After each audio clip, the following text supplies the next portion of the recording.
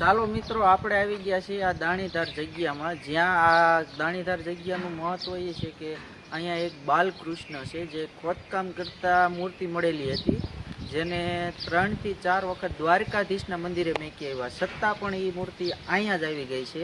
અને આ તે જગ્યાનું મહત્વ છે. અને બાજુમાં એક દાદાની સમાધિ છે, તમને તે બે દેખાડું અને દર્શન કરાવું. તો આ નાની ડેરી રહીને એ બાલકૃષ્ણ ભગવાનની મૂર્તિ છે અને આ બાજુમાં રહી સમાધિ છે. અને આ ત્યાંની આજુબાજુની જગ્યા છે. તમે અહીંયા આવો તો ફરવા જેવું સ્થળ છે, લોકેશન છે, ફોટોગ્રાફી થાય એવા ઝાડવા, વૃક્ષ, બગીચો બધું જ છે.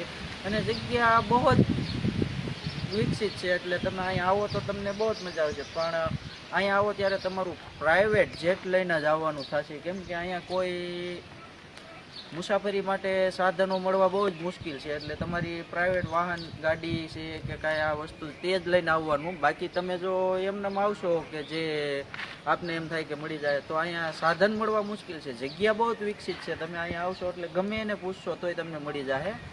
આ દાણીધાર છે. અને આ બાલકૃષ્ણ રહ્યા ને તે બહુ જ પહેલેથી જ વખણાય છે. અને આ જગ્યાનું તો ખૂબ જ મહત્વ છે. અહીંયા આવો ને એટલે તમને અંદરથી આનંદ થાય એક નંબર.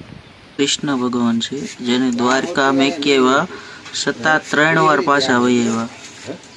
આ જે દાણીધાર જગ્યામાં હતો ને ત્યાં અહીંયા 365 દિવસ મીન્સ કે 1 વર્ષ જે 24 કલાક યજ્ઞ આવેલો હતો ને, આ યજ્ઞશાળા છે. તમે જોવો યજ્ઞશાળા, જ્યાં અહીંયા 24 કલાક એક ધારો યજ્ઞ જ આવેલો હતો. 365 દિવસ એક ધારો યજ્ઞ આવેલો હતો. આ જે મેન યજ્ઞ છે ને તે આ છે દાણીધાર જગ્યામાં આ યજ્ઞશાળા, જ્યાં રેકોર્ડ છે કે 1 વર્ષ 365 દિવસ 24 કલાક યજ્ઞ આવેલો હતો. બાકી આવી એક જગ્યા નથી જ્યાં 24 કલાક યજ્ઞ આવેલો હોય. અને એ પાછો 1 વર્ષ 365 દિવસ. તમે જો એ તકતીમાં હોતન છે, તમને એ દેખાડી. જો અહીંયા ઉપર લખેલું છે લાલ અક્ષરે તકતી છે, એ તકતીમાં લખેલું છે. હું તકતી તમને બતાવું, એમાંય લખેલું છે.